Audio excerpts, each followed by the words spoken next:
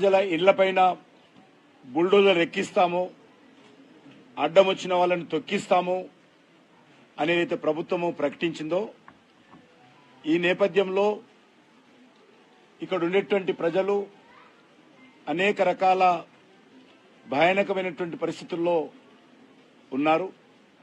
ఎప్పుడు బుల్డోజర్ వస్తుందో ముఖ్యమంత్రి గారు స్వయంగా చెప్పారు కాబట్టి ఎప్పుడు బుల్డోజర్ వస్తుందో, ఎప్పుడు మా ఇల్లు కూలుస్తారో అనేటువంటి భయంతో ఇక్కడ ప్రజలు ప్రాణాలు అరచేతిలో పెట్టుకుని బతుకుతున్నారు.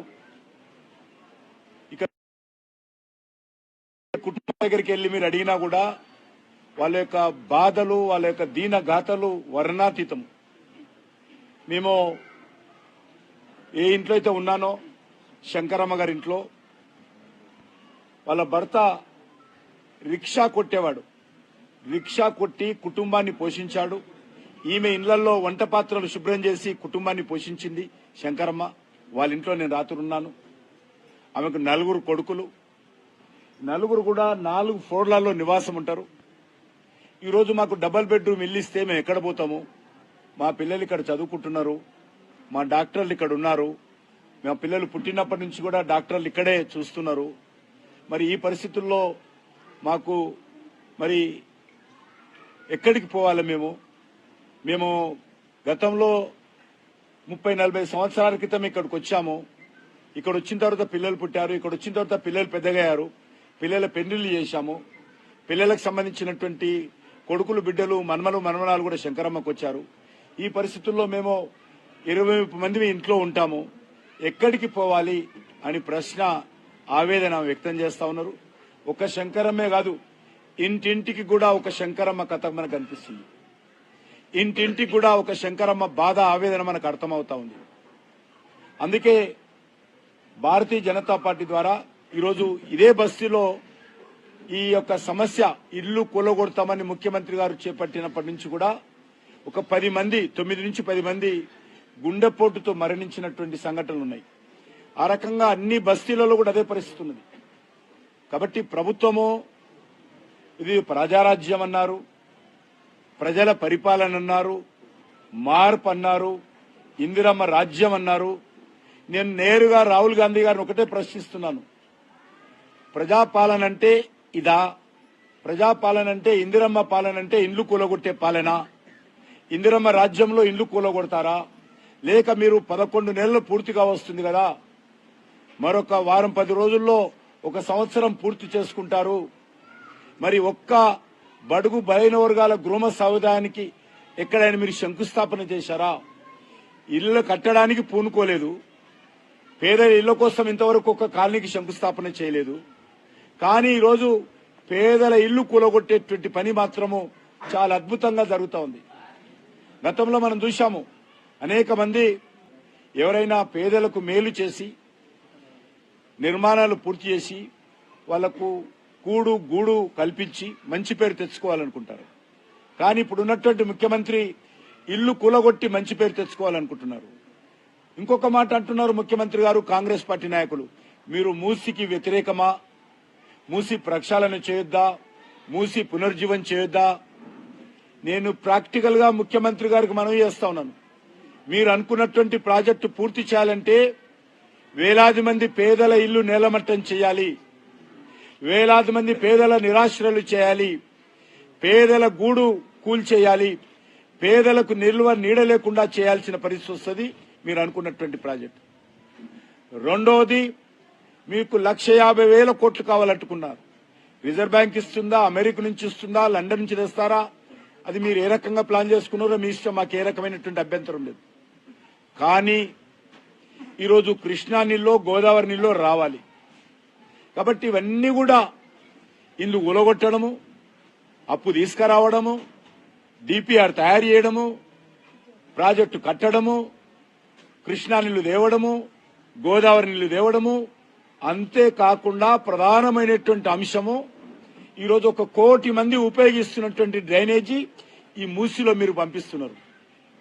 దానికి ప్రత్యామ్నాయ ఏర్పాట్లు చేయకుండా మూసిలో డ్రైనేజీ నీళ్లు రాకుండా చేయాలంటే ఎన్ని వేల కోట్ల రూపాయలు ఈరోజు హైదరాబాద్ లో ఖర్చు పెట్టారు.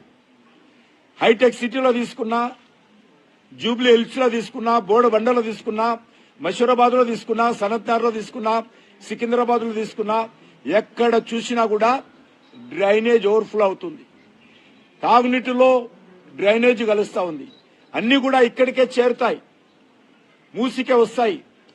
దానికి ప్రత్యామ్నాయ ఏర్పాట్లు లేకుండా, డ్రైనేజీ నీళ్లు మూసీలో రావడానికి అవకాశం లేకుండా, దానికి ప్రత్యామ్నాయ ఏర్పాట్లు చేయకుండా మీసీ బ్యూటిఫికేషన్ గాని, మీసీ రీజనరేషన్ గాని రాదు.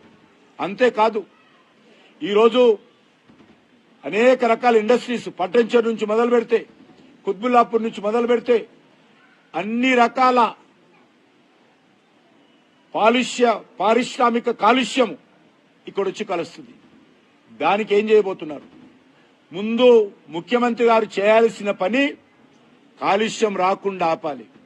ముఖ్యమంత్రి గారు చేయాల్సిన పని డ్రైనేజ్ నీళ్లు హైదరాబాద్ లో అపార్ట్మెంట్లలో లేకపోతే బస్తీలలో కమర్షియల్ కాంప్లెక్స్లలో ముఖ్యమంత్రి గారు సెక్రటరియట్ లో వాడేటువంటి నీళ్లు గాని, ముఖ్యమంత్రి గారి ఇంట్లో వదులుతున్నటువంటి నీళ్లు గాని, మంత్రుల కాలనీల్లో వదులుతున్నటువంటి నీరు గాని, డ్రైనేజ్ అంతా గాని ఇక్కడ కలుస్తుంది. మొత్తం మల్టీనేషనల్ కంపెనీలు ఏవైతున్నాయో ఆ కంపెనీలు వదులుతున్నటువంటి డ్రైనేజ్ నీళ్ళన్ని కూడా ఇక్కడనే కలుస్తున్నది. మా ఇంటి నుంచి కూడా డ్రైనేజ్ ఇక్కడికే కలుస్తున్నది. కాబట్టి దాని సంగతి ఏంది? ఆ సంగతి తేల్చకుండా మూసి బాగుపడదు. కాబట్టి దానికి మీరు కార్యాచరణ ప్రణాళిక రూపొందించండి. ముందు చేయాల్సిన పనిది ముందు ఇల్లు కూలగొట్టడం కాదు. ముందు చేయాల్సిన పని మూసిలో కలుస్తున్నటువంటి కాలుష్య పదార్థాలు, కాలుష్యమైనటువంటి నీరు, డ్రైనేజ్ నీళ్లు, ఇండస్ట్రియల్ పొల్యూటెడ్ వాటరు రాకుండా ఆపాల్సిందిగా నా ముఖ్యమంత్రి గారికి మొదటి సూచన. రెండవ సూచన, దీనికి కావలసినటువంటి డిపిఆర్ ఎప్పుడు పూర్తి చేస్తారు? ఎట్లా కట్టబోతున్నారు? ఇది రియల్ ఎస్టేట్ వ్యాపారమా? ఈ ఇళ్లన్నీ కూలగొట్టి వీళ్ళందరికీ నోటీసులు వచ్చినాయి. శంకరం ఇంటికి కూడా నోటీసు వచ్చింది. ఈ ఇళ్లన్నీ కూలగొట్టి ఇక్కడ రియల్ ఎస్టేట్ వ్యాపారం చేస్తారా? కమర్షియల్ కాంప్లెక్స్ కడతారా? ఇది చెప్పాలి. మూడో కార్యక్రమం, మీ డిపిఆర్ ఎప్పుడొస్తుంది? ఎంత ఖర్చు అవుతుంది? ఈ ఖర్చు ఎక్కడి నుంచి తీసుకొస్తారు? అప్పు ఎవరిస్తారు? ఇది ప్రజల హక్కు. చెప్పాల్సినటువంటి బాధ్యత ఈ ప్రభుత్వం పైన ఉన్నది. అది చెప్పకుండా, డ్రైనేజ్ నీళ్లు ఆపకుండా, ఇండస్ట్రియల్ పొల్యూటెడ్ వాటర్ రాకుండా చర్యలు తీసుకోకుండా పేదల ఇల్లు కూలగొడతామని మొదటి నుంచి మాట్లాడుతున్నారు. అది కాదు చేయాల్సింది. అంతేకాదు, ఇక్కడికి ఈ నది నుంచి మీరు కృష్ణానది చేయబోతున్నారా? ఈ నది నుంచి మీరు గోదావరి నీళ్లు తీసుకుపోతున్నారా? చెప్పాల్సినటువంటి బాధ్యత ఉన్నది. ఏ నీళ్లు తేబోతున్నారు? మీరు నల్గొండ జిల్లా రైతులకు తాగునీరు, సాగునీరు అందించాలి. నేనేదో 20 ఏళ్ల తర్వాత అందిస్తా, 30 ఏళ్ల తర్వాత అందిస్తా, 5 ఏళ్ల తర్వాత దిగిపోతా, మళ్ళీ ఒక 10 ఏళ్ల తర్వాత వస్తా, లేకపోతే మా పార్టీ ఇంకో ఆయన వస్తాడు అప్పుడు అందిస్తామంటే కాదు. ఈ 5 సంవత్సరాల లోపలనే నల్గొండకు తాగునీరు, సాగునీరు అందించాల్సిందిగా నేను డిమాండ్ చేస్తా ఉన్నాను. అందించాలంటే ఉన్నటువంటి వనరుల మేరకు, ఉన్నటువంటి అవకాశాల మేరకు వేగవంతంగా ప్రాజెక్టు పూర్తి చేసి నల్గొండ ప్రజలను ఆదుకోవాలి. ఇక్కడ ఉన్నటువంటి పేద ప్రజల ఇల్లు కూల్చకుండా చూడాలి. ఈ రెండు దృష్టిలో పెట్టుకొని చేయకపోతే ఈ ప్రాజెక్టు పూర్తి కాదు. ఎందుకంటే 1 సంవత్సరం పూర్తి అయిపోయింది. రేవంత్ రెడ్డి గారి సమయము 5 ఏళ్లు ఇస్తే 1 సంవత్సరం పూర్తి అయిపోయింది. డిపిఆర్ రావడానికి 2 ఏళ్లు పడుతుంది. ఆయన ఇచ్చినటువంటి జీవో ప్రకారం 3 ఏళ్లు పోతుంది. ఆయన మిగిలింది 2 ఏళ్లు. ఆ 2 ఏళ్లలో 1 సంవత్సరం ముందే ఎలక్షన్స్ వస్తాయి. ఎందుకంటే ఎలక్షన్ వాతావరణం ప్రారంభమవుతుంది. సంవత్సరం ముందు నుంచే ఎలక్షన్ సంబంధించినటువంటి మూడు వచ్చేస్తుంది. ప్రజలందరూ కూడా దాంట్లో ఉంటారు. ఆ మధ్యలో మిగిలింది 1 సంవత్సరం. ఈ సంవత్సరం లోపల కృష్ణా నీళ్ళు ఎట్లొస్తాయి? ఇడికి ఈ యొక్క మూసి ఇంటి పక్కకు గోదావరి నీళ్ళు ఇక్కడ నుంచి గలగల ఏ రకంగా పాదాడుతుంది? ఇది ముఖ్యమంత్రి గారు చెప్పాలి. చెప్తున్నాడు, అద్భుతంగా గోదావరి నీళ్లు ఇక్కడ నుంచి తీసుకొస్తాం. ఇక్కడ దోమలున్నాయని, ఇక్కడ దుర్గంధం ఉందని, ఇక్కడ అణు విస్ఫోటం ఉందని ముఖ్యమంత్రి గారు చెప్పారు. నేను పత్రికా విలేకరుని అడుగుతా ఉన్నాను, మీరు మొదటిసారి ఇంటికాడికి వచ్చి ఉంటారు, మొదటిసారి మీరు గల్లీ కాడికి వచ్చి ఉంటారు. ఎక్కడైనా దుర్గంధం వస్తుందా ఎవరైనా మీరు ఒట్టేసి చెప్పాల్సిందే కొడతాను. నేను ఒట్టేసి చెప్తున్నాను, రాత్రి నుంచి ఉన్నాను, ఒక్క దుర్గంధపు వాసన కూడా మాకు